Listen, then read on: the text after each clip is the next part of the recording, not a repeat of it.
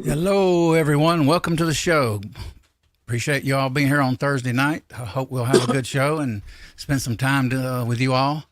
Got Jason over here in the box. Got Mac Man with us and Echo co-hosting. I appreciate you guys in the side chat, and hopefully we'll find something to talk about tonight. You've seen the title, and we're going to go over some things that Jason's got, and Mac may have some stuff too.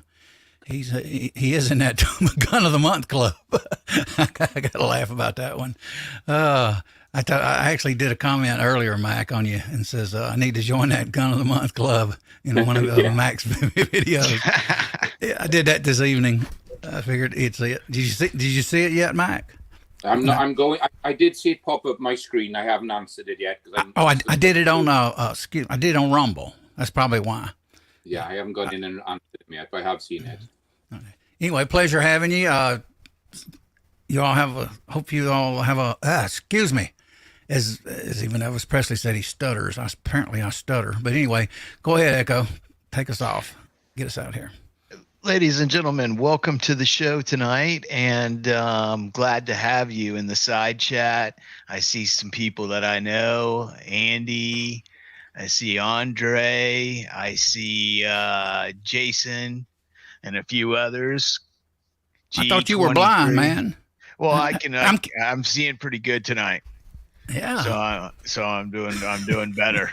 So when I can do it, every once in a while, I'll do it if I can. But I'm just glad to see everybody in the side chat on the show and participating. Glad to see Jason on the show, and Mac, always a pleasure, sir. And with no more ados, I'll pass it off to Jason. What have you been doing, brother? Oh man, we were just talking a little earlier. Usually I work all the time, but I've had some free time last couple weekends. I've had a good time, man. Been to the range a couple times. Caught up maybe on some rest from work, and had great weather. Just had great weather for a while now. Can't really complain, man. The things are going really well for me. Glad to be here tonight. Thanks for the invite. And, man, there is a lot of good people out there in that side chat. Thanks for coming by. Sure are. Yeah, I kind of sprung it on you, Jay or Jason. But yeah, man, I got your invite, and then I was like, you know what, man? I was leaving work. I thought maybe your show was around 6 o'clock or something, and I was like, well, I just happened to be leaving work a couple hours early today, and I don't know. I was probably destined for a lonely evening of YouTube channel searching. You know, I'm like, hey, I've got a show. Great, and then the topic, really good topic, man. I'm excited about that. Appreciate it, man. Good to have you here. It's been a while too, and I miss you because you do pretty. You got a lot of stuff to talk about. Absolutely. What's going on, Mac? How you doing? Oh, just super crazy busy at the moment. I haven't done much with YouTube. I haven't done any videos. I bought another truck, and I'm setting up another franchise. I'm employing a guy to go out and run a different area for me. So I've decided to expand my business a bit. So Awesome. we drove to California on Saturday. Well, flew to California to pick up a truck from Long Beach, and it was like a 10-hour drive home. So we drove that home Saturday, and it's just getting everything ready, trying to get all the stock ready, build the truck back up, and yeah, it's been a real busy time. So just thanks for inviting me on. I haven't been on for a few weeks because I've just been so busy. It's crazy at the moment. Well, congratulations and good luck with the new truck. And I know you won't need it because you are successful and you know how to run one of those trucks. So another one is just expanding the fleet. Good revenue stream. Definitely. Yes, sir. Mm-hmm. Thank you so much for that. I appreciate it. God bless you. Yeah. Sounds cool. Yeah, you know, if you ever feel like expanding further, us middle America guys use tools too, you know. Yeah, we're here. That'll be a long drive in the morning. That's a plane ride only. Yeah. thanks to you, we're destined to Huskies and Irwins from Home Depot and stuff, man. But that's okay. You keep the good stuff out there. We really don't need it. So what you got going on, Mac? What you got new? You got any reloading gear new? Guns new? You want to talk about? To be honest with you, like I said, I haven't done much. But I think the last two I bought were those 22s. The tactical Heritage Rough Rider and that Wrangler in bronze. You saw those. I haven't shot them yet, but those are the last two. Reloading stuff, not really. I haven't bought much. I managed to find, when we went away, we were away in 2 weeks ago. We went up to Lake Tahoe and to Yosemite for our summer vacation. And when we were there, I managed to get hold of primers. They were $5.19 for 100 in a sportsman warehouse. So how much, Mac? How much did you say? $5.19 for 100. Oh, so wow. if they'd let us have 1,000, it would have been $50, but we were only allowed to have 2 at a time. So I bought 2, my wife bought 2, and we went back an hour later and bought another 2 each. And I managed to get some pulled 223 55 grain bullets. Sorry, 68 grain bullets. I managed to get 1,000 of those for $99. Wow. So that was good. And then I went into a gun shop and I seen this, and this is a custom made knife from the UK, and I had to buy it. It was just up here, Mac. Oh, wow. So it's all white blade. Looks like snake skin. Yes, that's snake. Snake skin on it, and it's okay. And it just says custom handmade camo knife from the UK. It's come from a guy in the UK. So for the knife, and he's made the sheath for it as well. Nice. So it was. I just, as soon as I saw it in the cabinet with this coating on, I thought, yeah, I really like that. I got to pick that up. Mm-hmm. Awesome. Yeah, so I love knives, man, especially hunting knives or skinning knives like that. Yeah, that is a beautiful, and it's got it on the handle as well. Look, it's got that snake skin on the handle as well. Got a little bit of glare. Yeah, I know. I'm waiting for my computer to come up and running, and I'll go onto my computer. Then. I'm on my iPad, so I'm just waiting for it to come up alive, and then. Okay. Yeah. Well, that's a beautiful knife, man.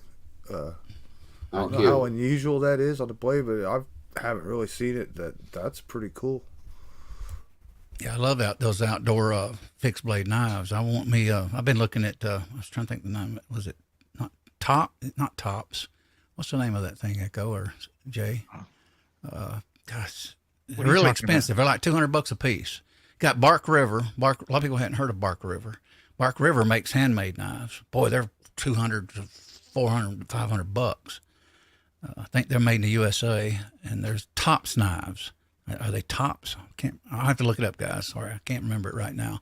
But anyway, their knives around $180, $60, 200 plus, and they make all kinds of brands like almost like, say, you'd call it the Hook knife or the Zombie knife, and they make all kinds of knives, man, and they're good. They're good quality too. Absolutely. I got some news for the show, and I was doing a morning coffee, which some of you probably know, but I'll tell others here that probably wasn't with us. I was on the show, and I got talking about what's new. Same thing this title of this show is, guys. And everybody in the side chat helped and threw up sales and things. And I wound up getting a RCBS auto, AP, what did I call it? APB? Automatic bench priming. ABP. Bench ABB, primer. Automatic bench primer. Yeah. Yeah, the ABP. kind that runs in the strips? No, the one that has the handle. The one Mac's been trying to get me to get for a while. You finally got one, did you? Yeah, I bought it for $59.99. It was at Midway USA, but they wanted like almost $11 shipping. And then somebody in the side chat said, check out, I think it might have been Rare Bear, said check on Amazon. It was $59.99. So I got it for $63. It'll be here on July the 7th. Nice. Yeah, I mean, that's below wholesale. I mean, that's half price. I'm just going to swap onto the computer. Okay. So I won't have so much glare. Just get off here and you let me back in. Okay. Anyway, I'm excited about that. I can't wait to get that. I was hoping I'd get it by tonight, so we could do a stream on it and maybe do some reloading. But we'll do it. We'll throw one up. And oh yeah, better. Let's look at that knife again here now. Well, you might see now, guys. Let's blow Mike up here. Oh yeah. Can you see that better there? Yeah. Oh yeah. That is a nice knife. And then Very cool. It's like one piece blade. He's painted half of it black, and then left the chrome over here. And it's I'm really pleased with it. I haven't seen one like this before. And do you know what steel it is? It's made out of? I don't. I was just trying to read it. The writing on the actual card isn't very good. It says, is it D2 steel or DZ steel? And if you can read that, let me show you this. Let me see. Can you read that? Custom handmade. DZ. Looks like D2 or DZ steel. I'm not familiar with that. Micarta I am, the handle. Wow. Okay. It's probably good steel. They got all kinds of steel. It's really good for knives these days, especially for, what is it, batoning. That's what I want, a good outdoor kind of heavy, thick blade. That way I can chop and cut up strips of firewood in a survival situation. He's put that little logo on it, look. And that's got D2 on it as well. Okay. I'm going to look that up because I'm not familiar with that. Michael Hurtneck out there said D2. Oh, okay. Yeah, okay. Before Michael. he even showed the little skull there. Okay. Yeah. What's that steel like, Michael? I'm not familiar. I'll have to look it up and do some research on it. Something new. Let's see. Senior Master Sergeant Bulldog. I just sent a picture of Willie Bullet Man lower. They're saying to Damascus. Echo and AR. Oh, okay. I've heard of that. Okay. Yeah, that's supposedly good steel. It wasn't too expensive. It was $116, so it wasn't too bad. No. When I saw it in the cabinet, I thought it was going to be a lot more, but no, it wasn't too bad. Yeah, I called it ABP and today, and Echoes in text like, what is that? And you don't hear too many people refer to the RCBS benchtop primer as automatic bench primer. Okay, is it the model where the primer tube swings when you yes. lower? Okay, I've seen that'll swing around. Okay, I've seen a lot of videos where guys rig something up to control that bouncing around on that primer tube a little bit. Like they'll droop like a loose bungee cord or something high off of their loading bench. So when that primer tube arm goes back, it just has something to cushion against. You know what I mean? It's the sudden, force one direction in the stop when you're using it makes that shake on you. I've seen guys buffer. I've seen guys put up like a little like doggy pillow on a shelf and just let it bounce off of that. Just something to cushion the blow. Seems to see a lot of people doing stuff like that. I've seen them run a bungee cord underneath the handle too to keep it lifted up. I haven't seen that. There's some YouTube videos. You could search that and see all kinds of tricks and stuff. I know Walter put a little pad like on it, a little stick. Yeah, I was going to just tell you that now. Velcro or rubber, some kind of what you call it, like a weather stripping piece of strip or something.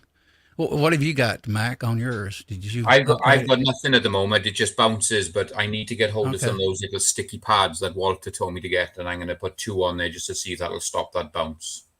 Yeah, I remember a long time ago I watched that video of him talking about that. Yeah, I'll do that too. I can't wait to get it.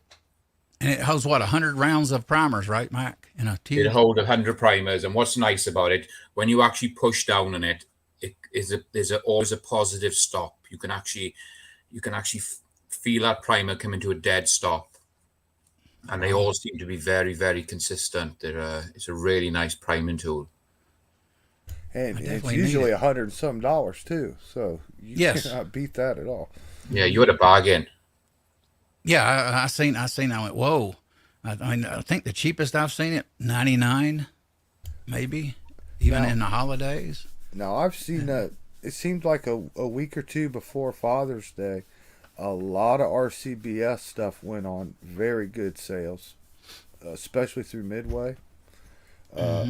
Sometimes pretty much half on certain items, but some of their more expensive stuff, like their rotary tumblers and their bigger sonic cleaners, and some of their presses and their press kits.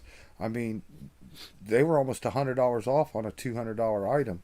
50%. I mean, those are big sales. Yeah, they actually got. I don't know if they still have it, but the Rebel was on Amazon for $139, I think. Yes, right it is. It still is, brother. So any of you new reloaders are thinking about getting into it, that is a steal for a big Rebel press. If you are into reloading, period, and you want to pick up a single stage press and get a decent one for a reasonable price, go on to Amazon and look up any of the RCBS stuff right now, because all of it's on discount. Some of it really well. Let me check. Some of it a little bit.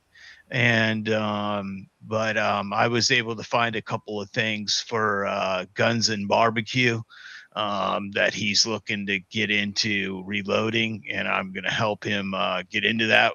And I showed him some stuff on there today. I sent him some links, so hopefully he gets that. Still hard to see with the light. 139, guys. Still. Yep. 139.32. And that 48. Press is almost $300. They've also had the Rock Chucker at a similar price too lately. Yeah. I say it was out the other day, at least on Amazon. I think it may have been on Midway. Sold out. Yeah. The Rebel now don't have a primer, but you don't really need it.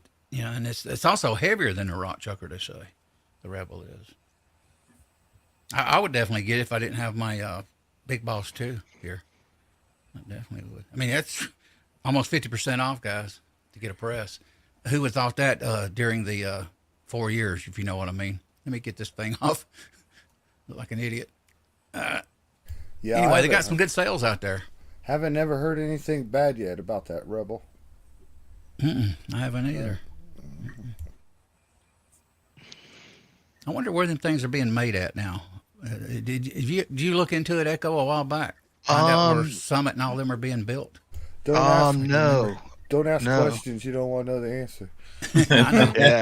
I'm not sure. I know they still make the press castings in California, the actual okay, but I'm not sure where the actual rams and all that and the handles and all those are manufactured. Maybe overseas, I'm not sure. Hey, they're still good presses, though. I wish they were made here too, but I wish they're good. I wish we could make a lot of things here, and if we don't start doing it, we are going to be in trouble. Well, Lee manufactures all its stuff, including the plastic parts. They don't make them on site, on the plastic pieces on site, but they're made in a shop nearby, and they're all U.S. Everything that Lee makes is all made in the U.S. Now, what you mean, Big Al, on the speakers? I used to, here in Atlanta, I was in a concert one evening, I was young. I walked by some humongous speakers, and the pressure from the speakers almost felt like it was knocking me down in a concert. Hey, we got Quest for the Perfect Load here, Info Bros, MCK here, Jason over here in the box as a guest. Appreciate him being here. MSB 9021's with us, James Pollard. I'm going to call it. Rollis is with us, Carvelis, Michael Hurtnick. MSB 9021, G23 is with us. Good to see you guys. Senior Master Bulldog. I'm not going to call each and every. Hasbro's with us. Hey, jump in. I think I sent Hasbro a link. I think. Yeah. AR. Yeah. Check your email and share that. There's a picture of what Senior Master Sergeant Bulldog built one of the Willie's. Raised money for the Willie's Family Fund for Melissa, Willie's widow. And he sent a picture of that. So we might want to show that. Hang on. Right everybody can take a look at. He had built one of them for him. Let's see. I think this is it. Chrome tab. Here you go. There you go, guys. Looks like a lower Daniel Defense on the buttstock. I like Daniel Defense buttstocks. They're very lightweight. Very nice. Nice. Yeah. Is that one of the rifles for Willie? Yeah. Yeah. That's going to be the carbine one then. Yeah. And then there's going to be an A2 is what I'm saying, like an M16 A2 clone. Yeah. Looks like it's got a flat trigger. To me, I could be wrong. Looks like it's got one of those flat ones. I'm going to buy me some Daniel Defense things. The only thing is I can't afford their rails, so expensive. Boy, they are a little pricey. They are a little pricey. You ain't kidding. Well, let me jump into this subject here since you were talking about building an AR and doing something. This will fall along in your firearms wants and needs. Last week, Chris from the 740 had a special guest on his show from Lead and Steel. Right. I'm very interested in one of these barrels they call the monoblock barrel. Yes. I'm very interested in that. They're taking a barrel, like a oversized barrel, and they're just machining the gas block right into the barrel, all one piece. Same steel, all one piece. They're machining the gas block out of it, one piece, and it still stays small enough to get your barrel nut in and off of it. Yeah. And they're talking about, and not just that being innovative in itself, they're talking about really, really good accuracy out of these barrels. I mean, real good accuracy. So I'm very interested in trying one. Yeah. I think some people are head over heels over like their 12.5-inch barrel, but I'm just going to try out their standard 16-inch barrel and see what it's all about, man. They're local to me. I drive by it within 10 minutes every day. Oh, no kidding, Jason. Yeah, so I would. And the thing about his store, not just the barrels, he's got like a small online store. It's not like he's got as much stuff as Brownells or Midway or whatever, but he's got some higher tier, some nicer quality stuff at the same price or decent, as compared to the big stores. So I'm going to send business his way. I don't care where I shop. I'm not loyal to Midway. And if he's got a nice red dot at the same price, well, I'll just buy it 10 minutes away from me. You know what I mean? Oh yeah, and help out your local shop. I suggest you go watch that video. This guy Ahmad is extremely knowledgeable. They're trying to do things in the most perfect way, I guess. You know what I mean? And moving away from traditions and knowing what works and the science of metal and everything else, man. They're not fooling around. They know what they're doing. So I'm really interested in trying one of their barrels. I remember them mentioning it. I was watching it. I was busy through the house, but I was listening. Yeah, the barrel's one thing, but they're also got their own red dot that they manufacture. Yes. So that's interesting. I think they're a few months out from getting those out to people. But the barrels he has right now, and I'm really interested in trying one of those. MSB 9021 got him a auto bench prime tool. Jason, I'm going to have to talk to you about checking one of those barrels out for me too, because I may have to PayPal you some cash. You buying a barrel, Echo? I might buy one of those barrels just to try it out. Hey, you go check out his Lead and Steel website. Here, I'll post a link up. Is it HM Defense Technology makes them? Yeah. I'm just on their website now. It doesn't look like they sell barrels on their own. You've got to buy a complete up. You got to search. Their website's a little weird. You got to search around on it. They do sell barrels all on their own. Okay. Their website's a little funny to search around on there, but they're in there. Maybe just type search in a monoblock barrel or something. Look who jumped in here. Stranger Kyle Lusk. Good to see you, Kyle. But, very interesting, man. Very JH586. Hey, Jamie. Jamie's with us. G23, Tread, TMS. Appreciate you guys dropping by. I still got my Criterion. Everybody coming by. I still have a Criterion barrel I got to return. They're going to exchange it for me. I paid $300 for this barrel, man. Hand lapped, chrome lined. And I'm on it's called a core profile, and I'm going to send it back and get the ultralight government contour. So I will echo one more thing about plugging those barrels. Mm-hmm. The price may look a little high, but consider what you're getting. But you got to look at it. You're also getting a barrel and a gas block at the same time. Take standard tubes and everything, you know what I mean? So take whatever you would have paid for a barrel, add your $75 to it, and then look at the two prices, and you'll see that, like, that's very interesting. Plus the way it's made. What is the price of the barrel? I was looking at them. I'm not going to quote me. I'm in my mind. That's why I don't consider. I'm considered buying one. It was $300. Okay, that's not bad. That's like what you're gonna. That's what you're gonna pay for a Wilson Combat barrel. But you got it on Defense, all of them. What do you got, Mac Man? What you got on there? I pulled it up now. I can see the barrels, but there's no prices on this stuff. But when you say 300 for a barrel, if you think you go and buy a barrel, then you buy a gas block. Most gas blocks these days are between $50 and $100, or maybe more for a nicer adjustable one. So for $300, that's not a bad. It's not a bad price. I'm looking at them online, but I can't see any prices or nothing. It looks like they're still.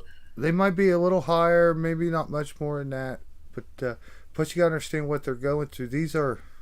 These could be made as high quality as any high quality barrel you're gonna get. If you go look at the specs of the steel and the rifling process and the barrel and this stuff, this machine company that's building these barrels, this isn't no fly by night stuff, man. These are Department of Defense contractors, high tech, the best everything. They didn't set out to build a barrel, I would say, just to make AR parts of barrels. Their mission and product is to make the best barrel you can get. And for a reasonable price, I'm willing to try it out. Yeah. Yeah, I paid for my Criterion. I paid, like I said, $289 plus tax. I just suggest you go watch Chris's show from last week, or maybe check out his website. Yeah, it's a good show. Even if you don't buy anything, if you'll learn something watching that. Even if you don't buy anything from the guys, you'll learn something when he talks about these barrels. Get on the phone, Walter. Hey, Andy. Thanks for dropping by. But yeah, there's a lot of barrels I like. Certain brands I like. Go ahead. I was just gonna say that's my firearm want and needs at the moment. Gotcha. Yeah, I'd like to have a Daniel Defense barrel. They're hammer forged. The one I got, Criterion, is hand lapped. So apparently the government model, ultralight they call it, will be hand lapped, and I also got a heavier barrel profile. But my wants in firearms right now is I am looking at a Canic or a M&P 2.0 with a Core Performance Center 9mm. I actually looked at one a few weeks ago. I think it's $700 something bucks at here in Athens, Georgia. So. Oh yeah, let's show your. You want to show your new toy, Jason?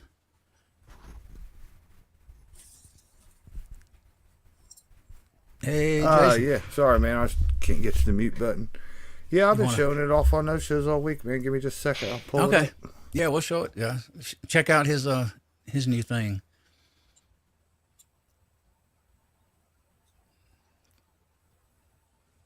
And I'll blow it up here.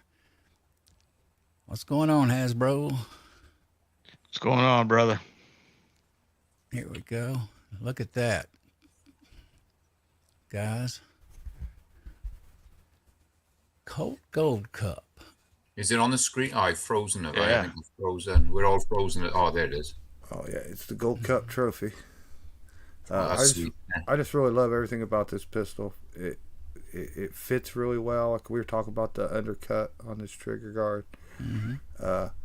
For Colt, there's only a model or two better than this one that is more of a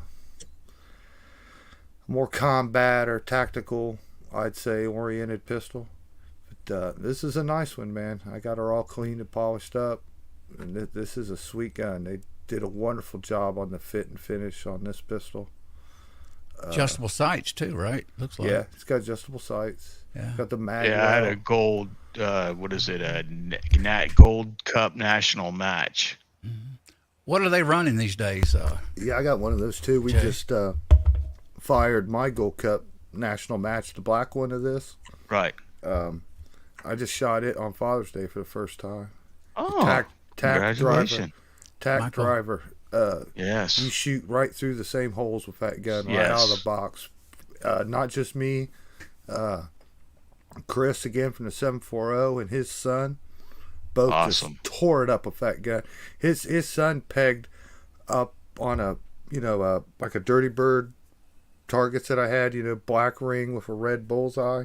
Right. Mm-hmm. Kid hasn't really shot a 45 ACP 1911 very often. Maybe a couple weeks ago he was shooting one of mine, got some time behind it, picked up that gun, first shot wasn't just a bullseye, it was dead centered right through that red dot, man. First shot out of that gun, he picked it up. That gun, it shoots better than you can, put it that way. It's good. So I suspect nothing less out of this one. Oh yeah. Mm-hmm. In 1977, the first gun I ever shot was me and my father. We went out with his 77 Oldsmobile Cutlass, and we went out in the woods, and we shot his 1911 A1.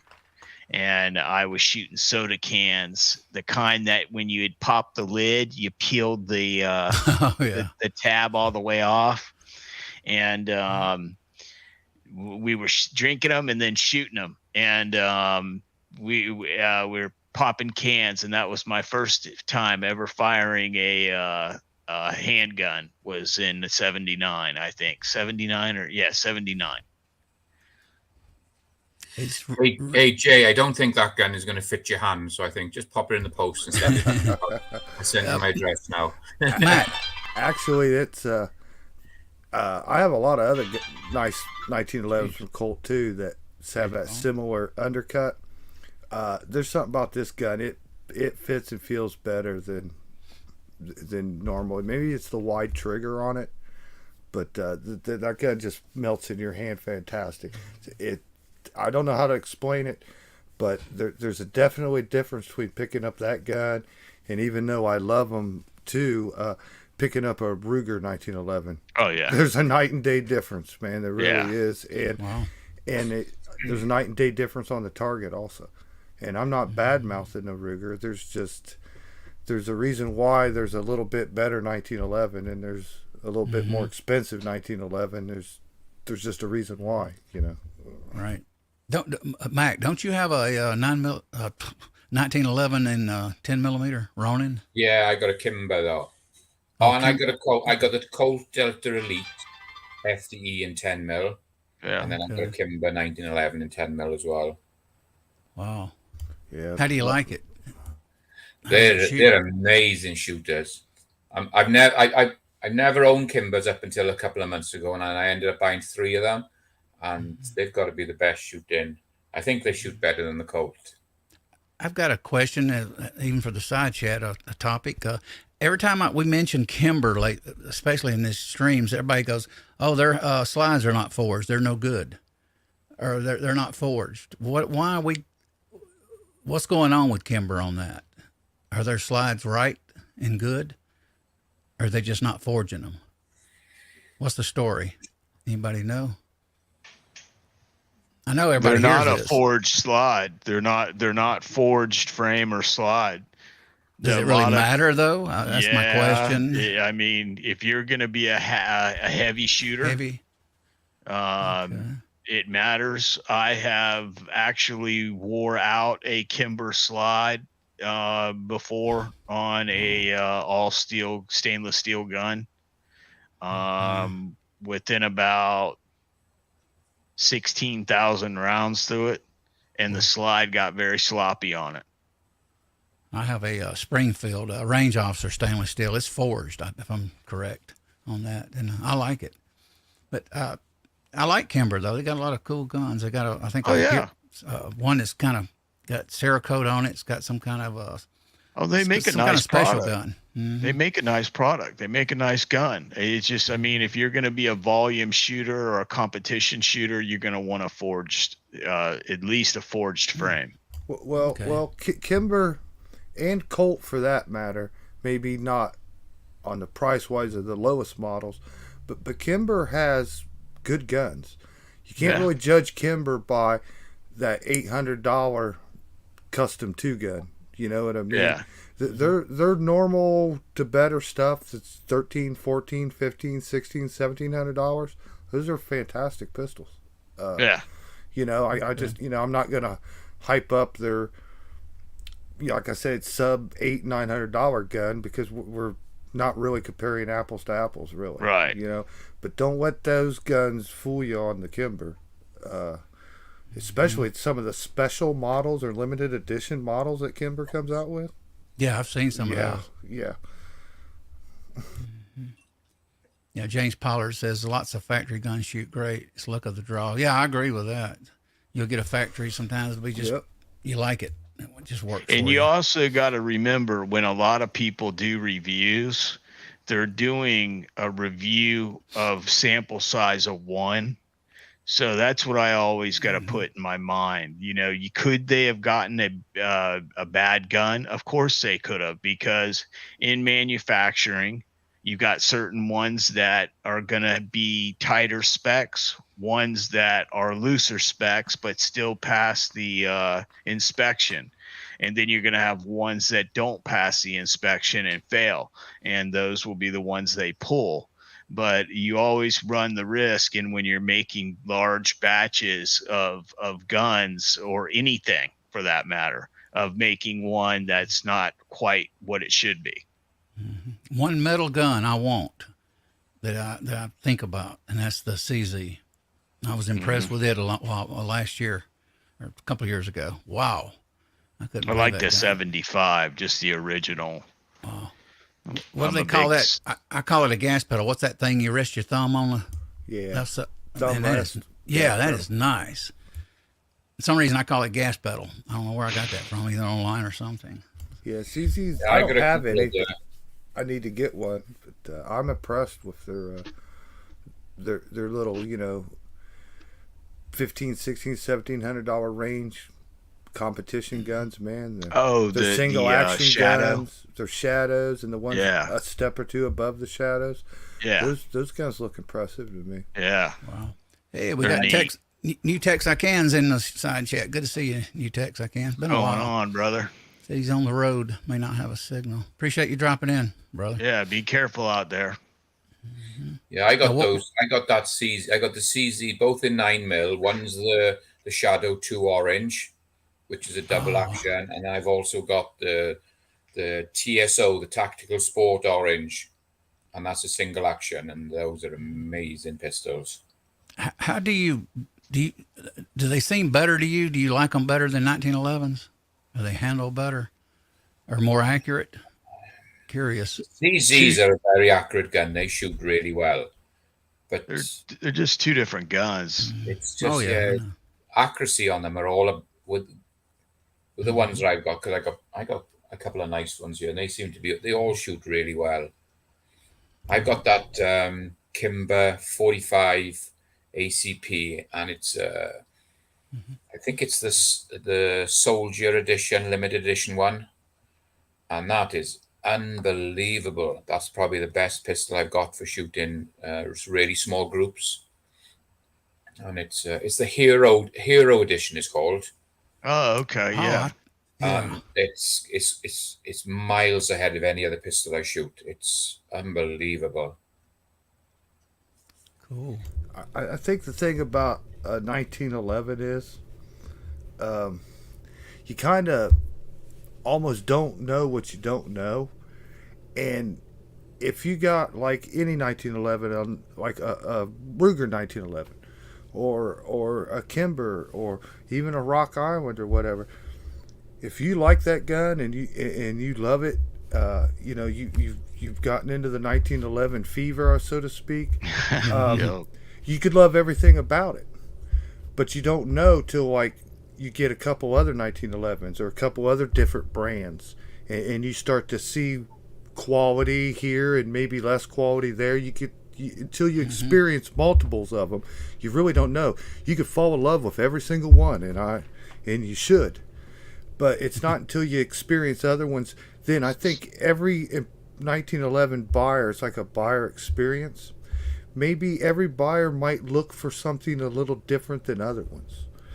Exactly. You got to learn what the difference is between a nice fitting gun and a not nice fitting gun. You got to see the difference between accuracy and not accuracy, how parts are made, the materials how parts are made, the whole thing stirred up in the whole package, how it feels, balanced. There's just so many things that it's almost like no two 1911s are just alike. You know what I mean?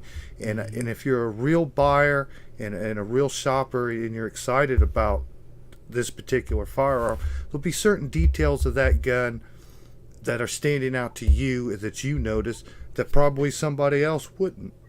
You know what I mean? Somebody else just be happy. Oh, I love it already. You know what I mean? So Jason is recommending that you at least buy a half dozen to a dozen 1911s before you make a decision on what quality is. And then get a dozen more. And then get a dozen more once you've learned the difference between a Rock Island and a Nighthawk Custom.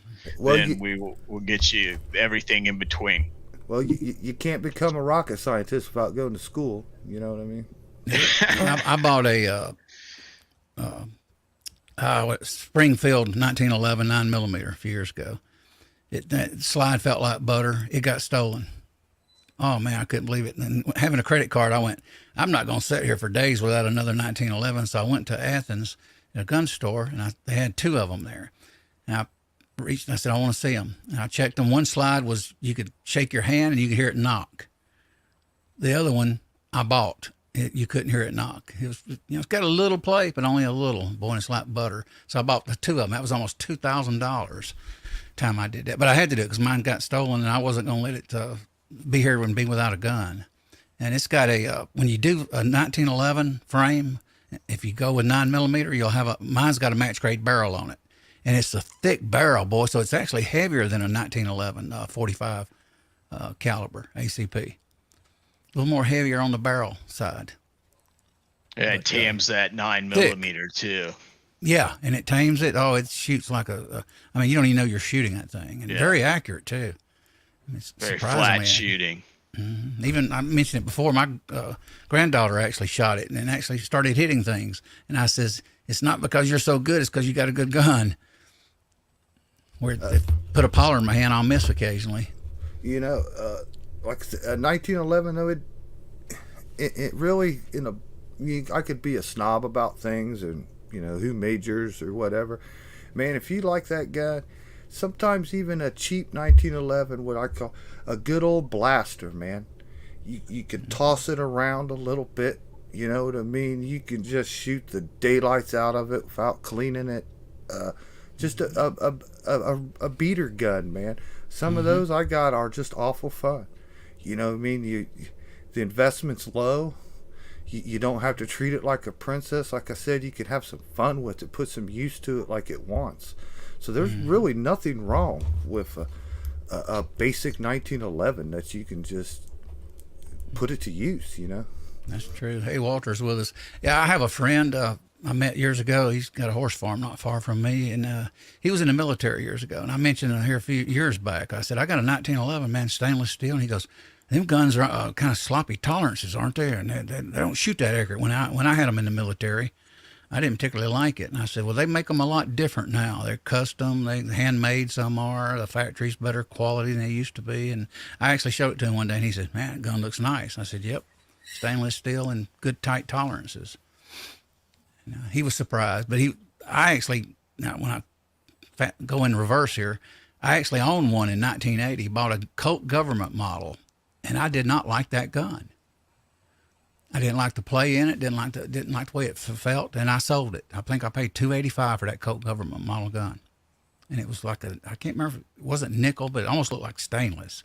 It may have been. I can't remember. Yeah, now. I had a stainless Combat Commander, and it had the pinned front sight with the little dovetail in the rear, and it was a Colt, and I want to say an 80s model, and I got that gun for $100 and cut in the grass for a few months at a friend's house. Wow. And he's like, you can have it if you want it. Had the original paperwork with it, box, everything, and I took it out and would shoot it, and that thing, I had that thing from like 1992 all the way to 2020, I think. And I sold it to a friend of mine who really wanted a 1911, a Colt. And I needed some money for something. And I was like, here you go. And I regret selling that pistol. I kind of agree, Jamie, but there's people, those 9mm are hot. I don't regret buying 9mm in 1911. It's easy to shoot. Bill Wilson actually talks about, got a video out a few years back talking about how he switched to got off 45 and went to 9mm.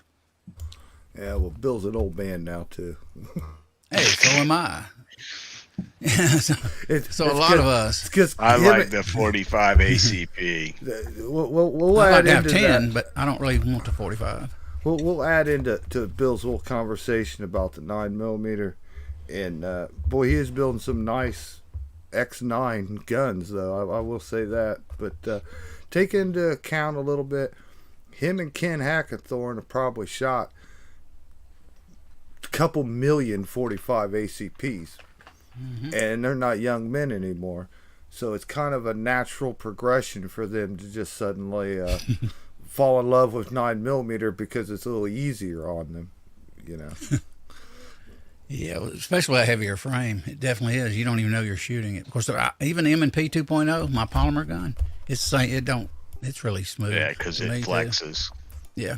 Now, the M&P is actually reinforced. It's a little bit better to me than a Glock and a few other things. I won't get into that debate, but the 2.0 has a little steel insert in the lower part of it, and then polymer over it.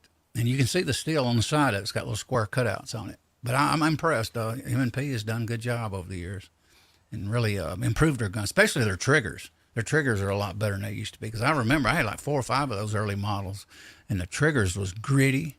I'd have to blast them out every time, clean them, and then oil them and work on them a while to get them where they'd get a little bit smoother. And the last one I bought, the 2.0, nope. I sprayed it out, oiled it a little bit, and it's been great. Good trigger. Walter, what's Walter got going here? Walter says, I like my 9mm. You see, yeah, I do too, Walter. 9mm 1911s I own too, Springfield Kimber. Yeah, I own the Springfield. I wouldn't take nothing for it. I wouldn't mind a 10, definitely. I'd love a 10mm. I'd love to have a 10mm, the Delta Elite, but I also think I'd like to have 1 or 2 38 Supers, believe it or not. I agree, Walter. I like the platform. I'm more in love with the platform out in the caliber. Yeah. I think I'd kind of maybe rather have 38 Super in a 1911 than 9mm. Not for any particular reason, other than, maybe 38 Super's been a more classic model, for the shooters, competition shooters, and that would be a new caliber for me, a new arena. So I think I would probably get a 38 Super. Walter says he's got 6 1911s. Kyle, I've never shot a Commander, Kyle. I'd like to do that. Oh, really? No. Yeah, 4 1/4 inch. There's no difference in like recoil really or anything, but the gun feels really, really balanced. Even if you think a full-size government model feels okay to you, Commander gun is like very, very well balanced. Yeah, wow. I have to agree with Jason. I carried one for 3 years, and I shot that gun every week 200 rounds a week for 3 years. And I tell you what, I had the availability of shooting a 5-inch barreled gun, and I shot that in the NRA national match in bullseye competition, Ipsing. Shot that gun and had no problems with it whatsoever. Hey, we got Jeff MOA out there. My Nighthawk is a commander. Yeah, that's what I want to get as a T3, Jason. I got the Talon too. Yeah. Oh, okay. You got the T2. Any of you all in the side chat got any new guns lately or reloading gear? If you do, type it in. Let us know. Had a cool Walter says had a cool Colt Combat Commander. It's the firearm that looks like Jeff Cooper's. Courses like a dummy. I sold it. I hate doing that. Having a gun sold. I still kick my butt over the years for guns. Exactly, Walter. Me and you both, brother. Mm-hmm. I lost my 629 years ago, 44 mag, a 6-inch barrel, partial lug, and I don't know why I never heard this term. But did you sell it or did you get it stolen? I sold it. Or you sold it. It was called a square butt.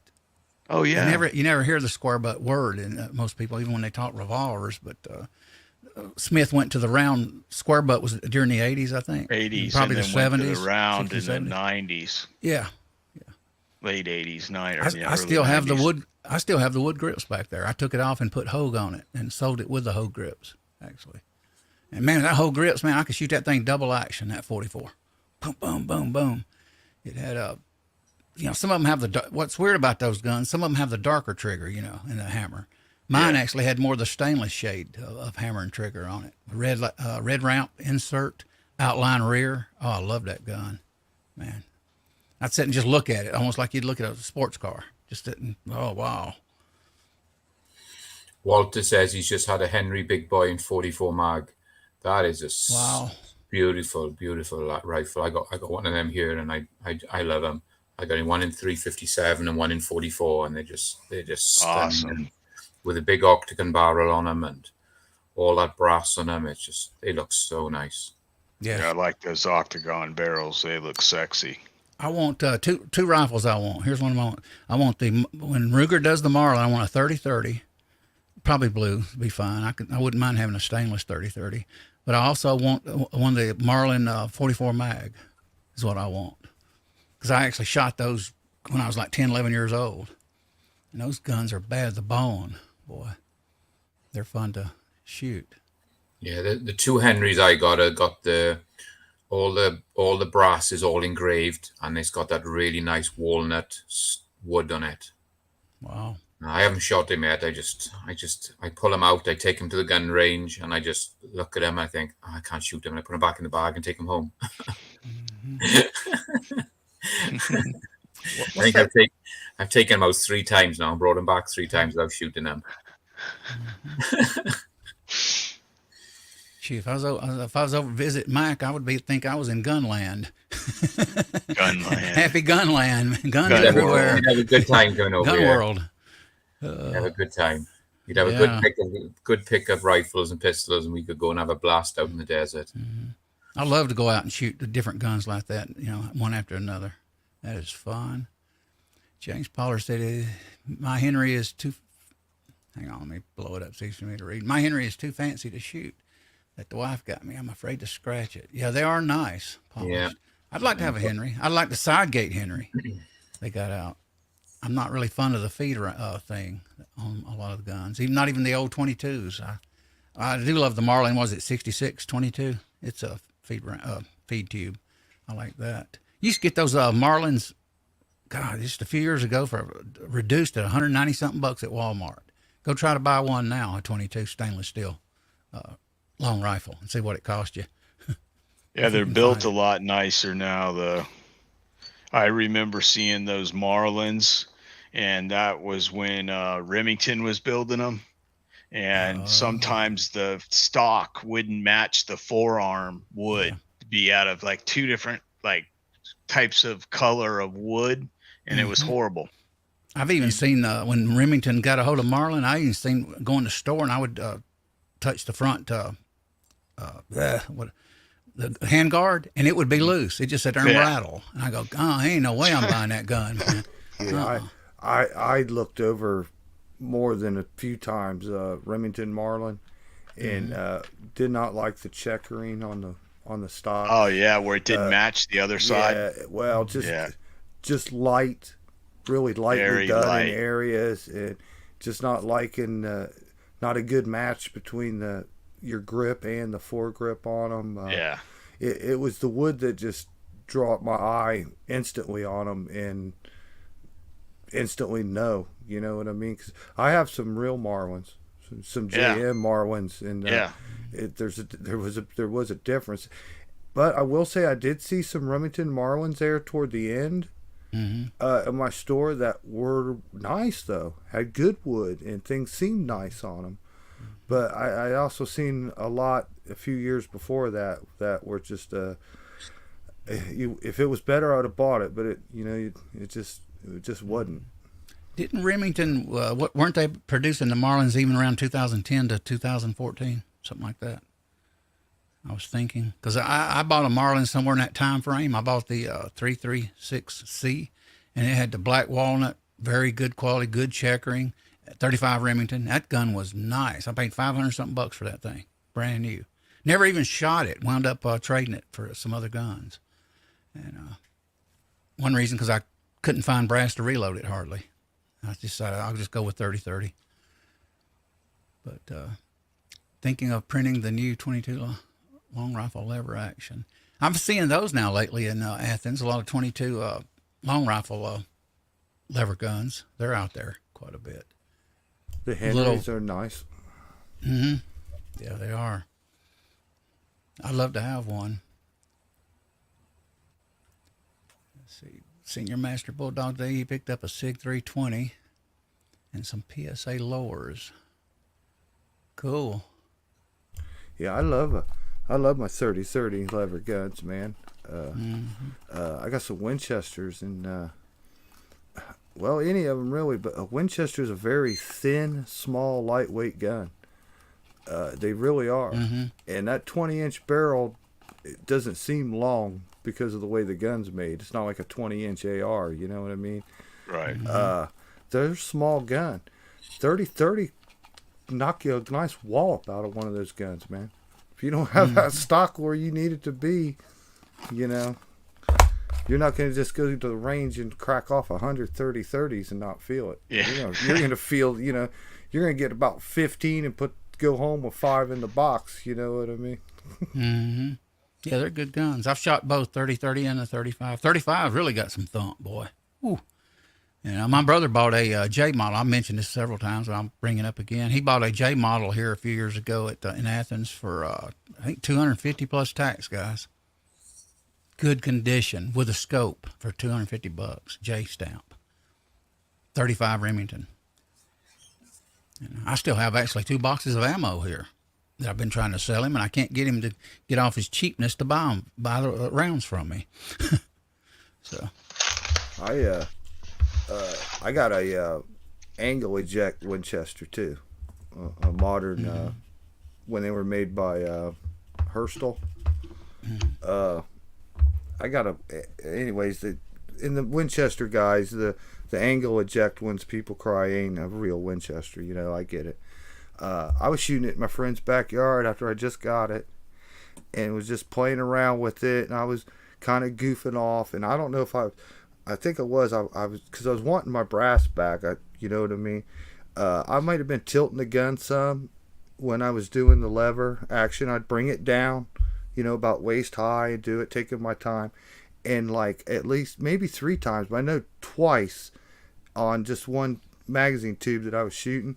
When I cocked it, it shot the empty brass up in the air, and it fell right into my t-shirt pocket on the front of my chest, like twice. Like, did you see that? And then I did it again and stuff.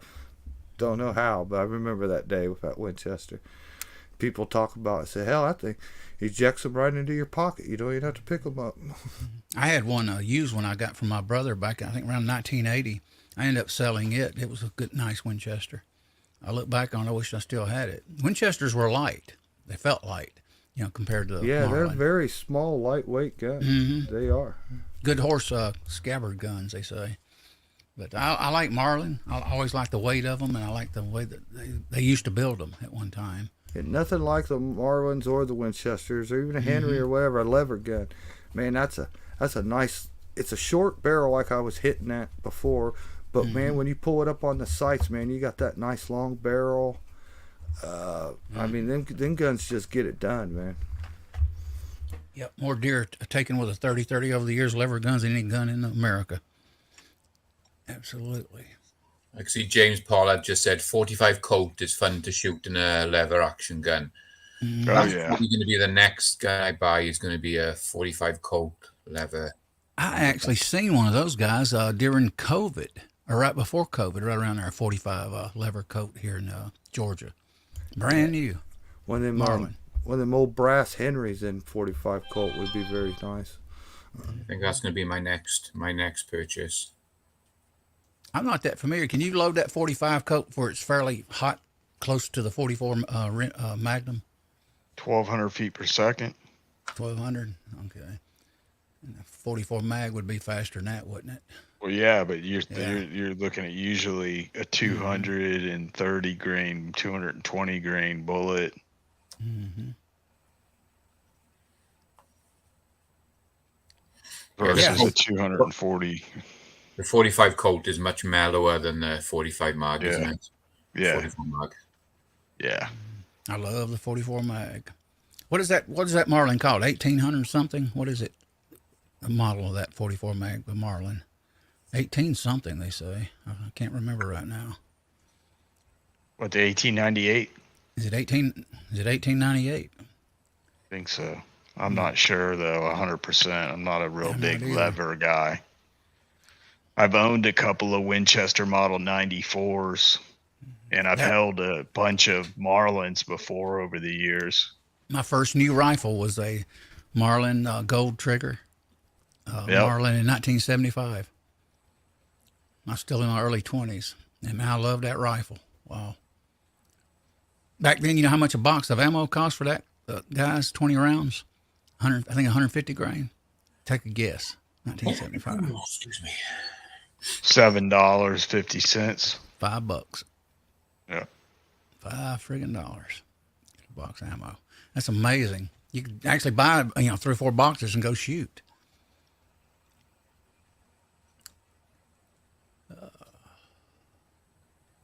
Anyway, yeah, appreciate you guys. We've been talking about some calibers here for sure tonight. So Kyle says, sorry, typing in the dark. You have to turn on the porch, Kyle. I miss them frogs, man. Used to hear those frogs when I'd be on that Georgia show. Oh, yeah. Ribbit in the background. It's peaceful. I like that. Hopefully, I'm going to get a porch built back here where I'm at and be able to sit out there in the rain. Heck, who knows? I might stream on the phone. I had to put a ticket in this evening, Echo, again on my internet. And Really? what's weird is now, today, when I called in, I hit 4, and they actually do a diagnostics, and I checked my speed, and they actually correct it with a computer. They actually went in there, make a sound, and go, we're testing your line, doing diagnostics, and all of a sudden I checked it, and it was fixed, and I hung up. That's all you do is just call, man. Just pick up the phone, and that's how they do fiber optic now. You don't even have to speak to somebody sometimes. Weird. But it actually got corrected. Speed went back up to normal. I'm like, okay, that sounds good. That's cool. But guys, we're going to do kind of a short show tonight. I'm not going to run a long one. I got some things I got to do. I've been looking at parts. I'm working on my car. I got to get up in the morning and get out and get some fuel pump ordered. Got to order it. I can't. There's certain things I got to order individually for this car because it's 30-something years old. And I got to go get it, put the money on at the auto parts and get it done. So got to get a fuel pump, pulleys, what else? A tensioner, a belt. What else I got to get? Oh, a water pump. Got to go to Napa and get that lifetime warranty. I'm trying to get everything I can lifetime warranty on that vehicle. That way I can run around and see if anything goes bad on it. Even if it sits, I'll take the part off and go get a new one. But good having you on here, Jay. Appreciate you helping Echo. Oh, Good to see you, Mike. Been a absolutely, while. Yeah, like I said, I'm super busy at the moment, and I thought tonight I'm just going to jump on the stream. I haven't been on for a while, so come on to say hello to everybody. And Good to have you, man. Appreciate you doing it. Good to see you all in the side chat. Let me run down here. I'm going to give you a shout out here in a minute. Let me scroll up there. Funny, I told Echo and you all I can scroll down faster than I can scroll up. Had DJ Play Nice jump in earlier. Good to see you, DJ. Appreciate you dropping in. G23 was with us. Kingpin, Big Owl, Echo up here in the box. Jason Stewart in the panel. Andre D'Angelo was with us. Quest for the Perfect Load jumped in. Info Bros was with us. Good to see you, Info. Reloader 762, always good to see him. Ronnie, hope you're doing good. Alaska 1 Andy. MSB 9021 jumped in there tonight. Appreciate you coming in, guys. Quest, I called. Who else? Senior Master Sergeant Bulldog was with us. Michael Hurtnick was with us tonight. D-Dub D37. Good to see you, D-Dub. Hasbro. I thought I sent you a link, Hasbro. I'm almost positive I did. Unless I may have left you off. Sorry. I'll get you one out, though, next time, man. Seemed like I typed your thing. I can't remember if I sent you one. Tim S. is with us. Good to see you, Tim. Rollis Carvelis is with us. Good to see you, Rollis. Who else is with us here? MCK joined us tonight. Good to see you, MCK. Big Al, I called. Info Bros. Tim S. Jamie was with us. JH586. Good to see you, Jamie. Appreciate you dropping in the side chat, man. James Pollard joined us tonight. Good to see you, James. Info Bros. I called. Call us, the man. I'm going to say this. I got to say that the man, the myth, the legend, Kyle. I love his holiday shows. You have to admit, they're great. I enjoy them. I may end up doing a hat chat with you all, with Uncle Jim eventually. If I can get, all I got is a cowboy hat, so I got to buy a hat. But I can just see me now on there. Woo, yeah, let's high as a kite. Yep. Anyway, G23. Tread's with us here tonight. Milsurp Duo joined us. Andy 79Z28 jumped in. Good to see you. Appreciate it. Michael Hurtnick. Info. Don't want to miss anybody here. Hang on. Fuzz Fork jumped in there. Fuzz Fork 8. Yeah, I was trying to think. Was it Fuzz Fork 8 jumped in? Appreciate you dropping in, Fuzz Fork. Critter jumped in. Earlier he said on Highball he was streamed out. Said he had a lot of gas. I couldn't believe it. I said, whoa, a lot of gas. Critter, he's a hoot. Good guy. Yeah, he's hilarious. Got Uncle John with us. Good to see you, Uncle John. Appreciate you dropping in. New Tex I Can dropped in. Ryan, appreciate you being here. New Tex I Can. Who else here? Bear with me, guys. Walter Bunning, Mac Man over here in the thing. I think that's about it. Make sure I don't want to miss anybody here. That's it, guys. I appreciate you all joining us. I appreciate you coming on, Mac. It's good having you, Jay. Go ahead and do your promo, Echo, and I'll be the last to do a promo. Oh, I'm just going to say, hey, join us tomorrow night over on my channel. And we will be kicking off at 6:05 p.m. Eastern Standard. And come by when you get a chance if you don't have anything to do. Sounds good. What you got going, Jay? What's coming up, man? Oh, I'll be getting out this weekend and getting ready for my Let Freedom Ring video. Oh, that's right. It's 4th of July weekend, isn't it? Yeah, it's the greatest country on this planet's birthday, yes. Yep. Mm-hmm. But yeah, man, good hanging out with you guys, man. Been a lot of fun. Good to see the crowd. The chat out there was great. You had all the Georgia boys, had all the reloaders, had all the gun brothers. Yeah, you had that Glock guy from the left coast out there too. So great crowd, man. Glad to see every one of you. And maybe we'll see you again soon sometime. Appreciate it. Great having you, Jason. What's up, Mike? Yeah, thanks for having me on, guys. Like I said, I haven't been around for a couple of weeks. I haven't watched much YouTube. I've got a lot of catching up to do. Probably the next couple of weeks, he starts. My other guy is going to start towards the end of July, and I got quite a bit of work to do on the truck to get it ready, get it all stocked up. So I'm going to try and jump on as much as I can. But like I said, I'm tied up a little bit trying to get this second route up and running. And once that's done, it'll basically run itself, and I'll be back to normal again. So bear with me. I'll get some more videos out in a few weeks' time, but work's got to come first, I'm afraid. It should. We got to make a living, right? So, congrats on the second truck too, Mike. Thank you. Yeah, good to see you all in the side chat. Appreciate you dropping in. I'll try to come up with some other topics for next Thursday. Maybe run a little bit longer show. I'm not bringing a truck up. I'm bringing an old car back up, and I got to spend quite a bit of money before I even put it in the shop. Because if I put it in the shop and they pull my motor and take it to the machine shop, I'm not going to pay them to put water pumps on and pay their price for water pumps and all that, et cetera, fuel pumps. I'm going to do all that myself here. And then when I get it running, I'm calling a wrecker, and it's going to go down to the shop, and the motor's going to be pulled. And it's going to be redone at the machine shop. So anyway, I appreciate you guys being here. Happy 4th. Observe the holiday. Be safe, and God bless. I enjoyed the show. Catch you guys later. Good night, everyone. Have a great Night all. weekend. Take care.